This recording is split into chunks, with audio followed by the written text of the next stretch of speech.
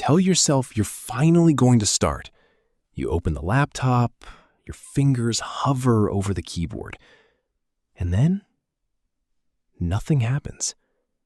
Instead, you check your phone, you rearrange your desk, you suddenly decide now is the perfect time to clean something that wasn't bothering you 5 minutes ago.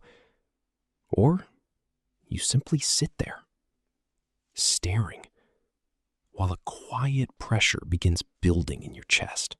From the outside, it looks like you're avoiding the work. Inside, it feels like you're avoiding something much bigger. Most people call this laziness, a lack of discipline, poor time management. But psychologists know that for many people, procrastination is rarely about laziness. It's about protection. In this video, we're going to explore the real psychology behind why you delay the things that matter most, what your brain is actually trying to protect, where this pattern often begins, the hidden emotional cost almost no one talks about, and how to work with it instead of fighting yourself every single day. From the outside, procrastination looks confusing. People wait until the last possible moment. They disappear halfway through projects.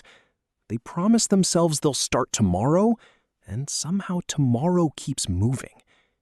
But inside, the experience feels very different. Avoiding the task creates a brief sense of relief. Not happiness, just relief. For a little while, the pressure becomes quieter, but it doesn't disappear. It waits.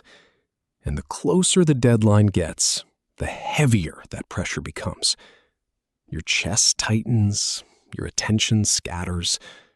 Even the smallest first step suddenly feels strangely difficult. This isn't simply a lack of motivation. It's often the nervous system trying to reduce emotional discomfort. And it's important to say this clearly. Not everyone who procrastinates is responding to old emotional patterns.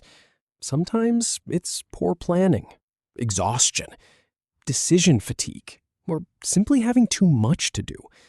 But for many people, procrastination carries a deeper meaning. The task isn't the real problem. It's what beginning that task might make them feel. Your nervous system is constantly asking one question: am I safe? For some people, beginning an important task quietly feels unsafe. Not because the task itself is dangerous, but because of what it represents. Failure, judgment, disappointment, not being good enough, or emotions they've spent years trying not to feel. So the brain does exactly what it evolved to do. It moves toward immediate relief. Scrolling, tidying, researching instead of creating, opening another tab, answering emails that suddenly feel urgent, anything that lowers the emotional temperature for a moment. Psychologists often describe this as emotional regulation through avoidance. The relief is real. The moment you step away, your body genuinely feels less pressure. And that's why procrastination becomes so powerful. Your nervous system is being rewarded for delaying. But the task never truly leaves. It stays quietly in the background, draining energy, occupying attention, and turning avoidance itself into another source of stress. For many people, this pattern begins much earlier than they realize. Imagine growing up where mistakes felt expensive, where performance was closely watched, where calm, praise, or acceptance seemed connected to getting things right, or where difficult emotions were never safe to express. In environments like these, trying can feel surprisingly dangerous, because trying means risking failure, and failure feels personal. So many children learn something that makes perfect sense at the time. Preparation feels safe. Action feels exposed. When a child cannot control the outcome, they often learn to control the beginning. They research. They plan. They wait for the perfect moment. Over time, the brain builds a simple association.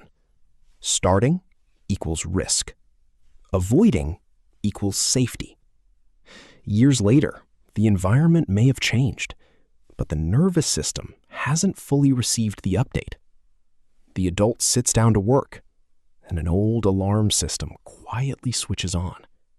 Not because today's task is dangerous, but because yesterday's survival strategy is still running.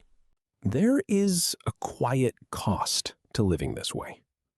Every promise you break to yourself slowly weakens self-trust. Rest becomes difficult because unfinished work follows you everywhere. Even joyful moments become harder to enjoy because part of your mind is still tracking everything you haven't started. Relationships can suffer. Deadlines become emergencies.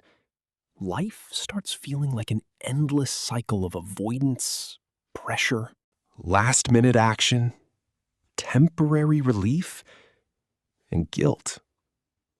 From the outside, people often see someone who performs well under pressure. Inside, many are simply exhausted. The strategy that once protected them slowly becomes a cage. Not because delaying is always wrong, but because peace begins to depend on not beginning. And that's a very heavy way to live. The goal isn't to force yourself into perfect discipline. The goal is to understand what your procrastination is trying to protect and gently expand the range of what feels safe. Small experiments work better than dramatic promises. Shrink the task until it feels almost impossible not to begin. 2 minutes, not 2 hours. The goal isn't productivity. It's teaching your nervous system that beginning is survivable. Separate your worth from the outcome. Starting doesn't require perfection. It only requires willingness. Practice beginning before you feel completely ready. Waiting for the perfect mood, the perfect workspace, or the perfect motivation often keeps the old pattern alive. Little by little, your nervous system learns something new. Beginning does not equal danger. Discomfort can be tolerated. Safety can exist while moving forward. And when your brain no longer sees action as a threat, procrastination begins to lose its grip. Not through force, but through trust. If you procrastinate, you are not lazy. You are not broken. Your mind may have developed an incredibly intelligent way of protecting you from emotions that once felt overwhelming. Understanding that doesn't remove every struggle, but it changes the conversation. Because you stop asking, "Why am I like this?" and start asking, "What is my mind trying to protect?" The next time you catch yourself opening another tab, checking your phone, or waiting for the perfect moment, pause for just a second and ask yourself gently, is this really about the task? Or is this about feeling safe? Sometimes that single question is enough to interrupt a pattern that has quietly followed you for years. If this video helped you understand yourself or someone you care about a little better, I'd love to hear your experience in the comments. And if you enjoy exploring the hidden psychology behind everyday behaviors, consider subscribing. Until next time, take care of yourself.